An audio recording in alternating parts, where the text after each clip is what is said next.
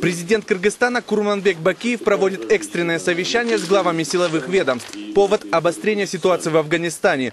В связи с этим руководство республики обеспокоено возможным проникновением боевиков в страну. Эксперты не исключают обострение ситуации в Центральной Азии в связи с активными действиями против незаконных вооруженных формирований в Пакистане и Афганистане.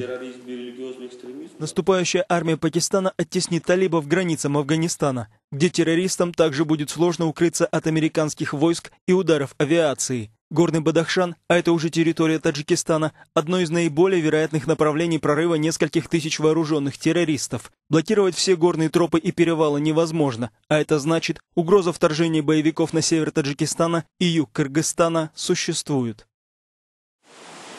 10 лет назад Кыргызстан стал объектом атаки террористов. Это видео было изъято у боевиков, уничтоженных в ходе спецоперации. Отряд наемников преодолевает горные перевалы и ледники. Тогда мобильные бандформирования численностью до несколько десятков человек несколько месяцев дестабилизировали обстановку в Баткенской области. Боевики наносили неожиданные удары. Подразделения регулярной армии, не готовые к партизанской войне, несли существенные потери. Предугадать, где террористы нанесут удар, было просто невозможно.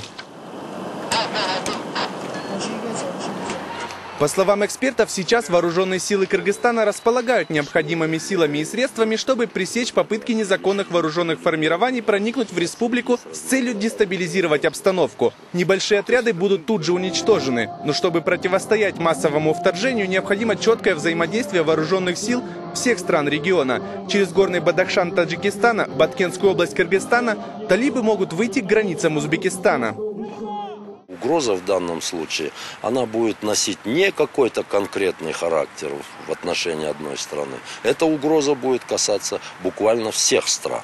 И кому-то остаться в стороне и пережить это мирным путем вряд ли удастся. Около месяца назад как раз в зоне возможного появления бандформирований прошли масштабные учения вооруженных сил Кыргызстана. По легенде, отряды террористов вторгаются в республику и захватывают несколько населенных пунктов. Спецназ и элитные армейские подразделения, бронетехника, авиация и артиллерия демонстрируют всю свою огневую мощь, которая может быть направлена против боевиков.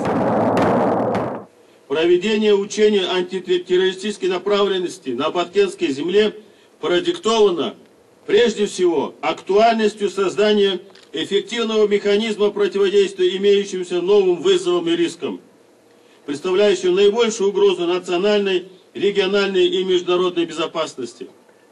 Поэтому для нас жизненно важно стало практическое решение вопросов взаимодействия силовых структур с целью совместного качественного противодействия экстремизму и терроризму. По словам экспертов, если талибы и попытаются проникнуть в Центральную Азию, то это будет только с июля по август, когда открыты горные перевалы. Не случайно именно сейчас Организация договора о коллективной безопасности усиливает военную группировку в регионе.